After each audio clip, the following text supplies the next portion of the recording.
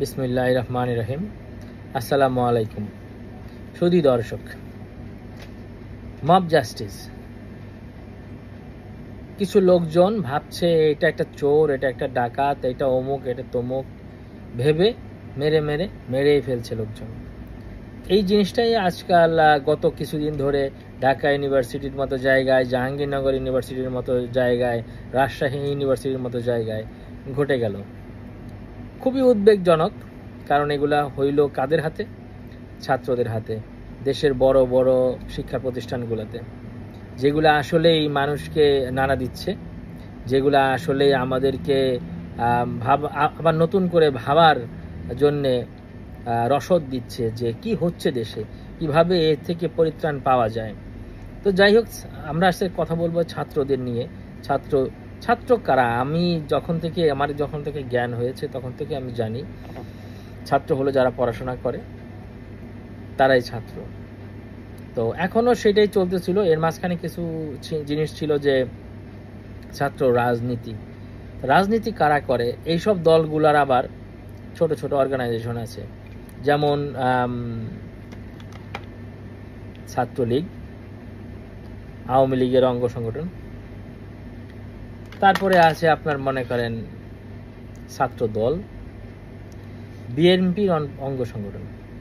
এছাড়া তো আরো কত সংগঠন আছে, তার তো কোনো ইয়ত্তাই নাই, তাই না?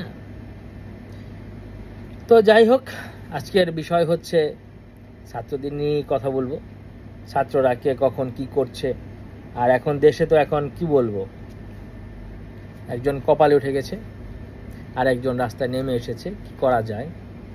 আর অন্যান্য ছাত্র সংগঠন তো এখানে আসেনি। আর এখন নতুন যোগ হয়েছে বৈষম্য বিরোধী ছাত্র আন্দোলনে যারা একসাথে আছেন। তাহলে আমরা এখন কয়টা ছাত্রদের গ্রুপ পাচ্ছি? ছাত্রলীগ নাম্বার 1, নাম্বার 2 এ আছে আপনার বিএনপি ছাত্র সংগঠন, ছাত্র দল, তারপরে আছে জামাত শিবির, তারপরে আপনার আরো ছাত্র সমাজ, আর প্রত্যেকটা দলেরই তো একটা করে আছে।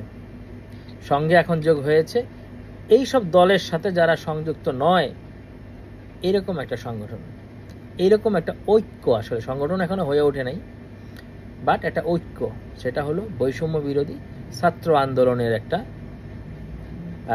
আরেকটা গ্রুপ। আমরা এই যে গ্রুপ পাচ্ছি, এইটার ফিউচারটা কি? তার ফিউচারের নমুনা দেখতে পাচ্ছি এখন। এই বিভিন্ন ইউনিভার্সিটিতে মানুষকে যে মারা হচ্ছে, ছাত্ররাই ছাত্রদেরকে যে মারছে, সেটাই আমরা এখন দেখছি। যেটা আসলে আমি যেটা বলতেছিলাম, অনেক উদ্বেগজনক আমাদের জন্য, আমাদের দেশের জন্য, দেশের উন্নয়নের জন্য, দেশে যারা লেখাপড়া করে বড় হবে, যে ফিউচার আমাদের সামনে রয়েছে, সেই ফিউচারের জন্য যে কতটা মানে খারাপ সময় ওয়েট করছে, তার একটা প্রমাণ আমরা দেখতে পাচ্ছি। ছাত্ররা আবার বলছে যে মেরেছে, তাদের মধ্যে একজন বলছে যে তখন তার বিবেক কাজ করে নাই, সে শুধু আবেগের বশবর্তী হয়েই মেরেছে। কতটুক নিষ্ঠুর মারতেছে, তারপরে আবার রেস্ট নিচ্ছে, কিভাবে তাকে খাওয়াচ্ছে, আবার মারতেছে। আর এদেরকে শুধু ইন্ধন না, আশেপাশের লোকজন তাকায় দেখতেছে, ঘন্টার পরে ঘন্টা ধরে পেটানো হচ্ছে। টিচাররা, শিক্ষকরা কেউ এগিয়ে আসছে না। আর দেশে তো আইন শৃঙ্খলার কথা বলে লাভই নাই, যে ওইখানে যে আইন শৃঙ্খলা বাহিনী আছে তারা আসবে, সেগুলা ভুলে যান। কতদিন ভুলে থাকতে হবে জানি না। তবে যাই হোক, এই মব জাস্টিসের 100% আমি বিপক্ষে। আমি এটার পক্ষে কখনোই ছিলাম না, এখনো না, যে মনে চাইলো আর এটা করে ফেললাম। আমার মনে আছে, আমার বন্ধু বান্ধব যারা আমার সঙ্গে আছে, তারা হয়তো অনেকেরই মনে থাকবে, ছোটবেলায় আমি এরকম ঢাকা স্টেডিয়ামের ওইখানে এরকম একটা ঘটনা ঘটেছিল। ছোট একটা মানুষকে এরকম মারতেছিল, সবাই চোর মনে করে।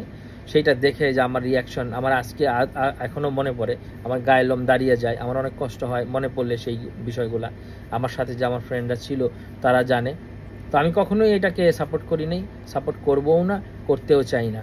সো আপনারা সবাই দেশের উন্নয়নের জন্য এগিয়ে আসুন। আর ছাত্রদের কথা যেটা বলতেছিলাম, হ্যাঁ, এখন যে ছাত্ররা যে আন্দোলনটা 5 তারিখ পর্যন্ত করেছো তোমরা ভাই, তোমরা খুব ভালো কাজ করেছো, তোমরা অনেক কিছু অনেক কাজ এগিয়ে দিয়েছো, ঠিক আছে। এখন তোমাদের এগুলো বন্ধ করতে হবে। এগুলো বন্ধ করার জন্য আসলে আইনশৃঙ্খলা বাহিনী তোমাদের সাথে পারবে না, বুঝতে পেরেছি। তো পারবে, কতদিন পারবে তাও জানি না। প্রধান উপদেষ্টা বলো, অন্যান্য উপদেষ্টারা, তারা যে কতটুকু কী করতে পারবে তাও আমি বলতে পারতেছি না। আমি এখন হাত জোর করে রিকোয়েস্ট করব এই সব ছাত্রদের বাবা মায়ের কাছে, ভাই বোনদের কাছে, প্লিজ দয়া করে আপনাদের ভাই বা বোনদের একটু বোঝান যে এখন অনেক কিছু করার আছে।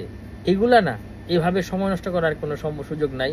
আবার ফিউচারটাকে কিভাবে মেধা দিয়ে ভরে নেওয়া যায়, সেইটাই যে আন্দোলন থেকে আসলে শুরু হয়েছিল, যে সেই কোটার আন্দোলন, সেটা যদি হয় সেই রকমই যে মেধার ভিত্তিতে যদি কিছু করতে হয়, সেটা যোগ্যতার ভিত্তিতে যদি করতে হয়, যে যোগ্যতা এখন মানুষরা এই যে কিছু কিছু লোকজনে দেখাচ্ছে, এখান থেকে বেরিয়ে আসতে হবে।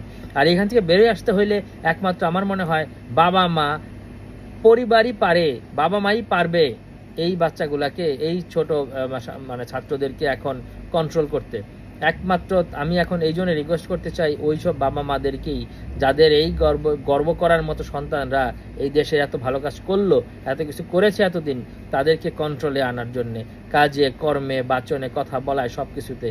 আর এইটাই আশা থাকবে আমার, এবং আমি পাশে আছি, এবং আশা করি সমস্ত বাংলাদেশের প্রত্যেকটা মানুষ পাশে থাকবে আপনাদের এই ভালো কাজে।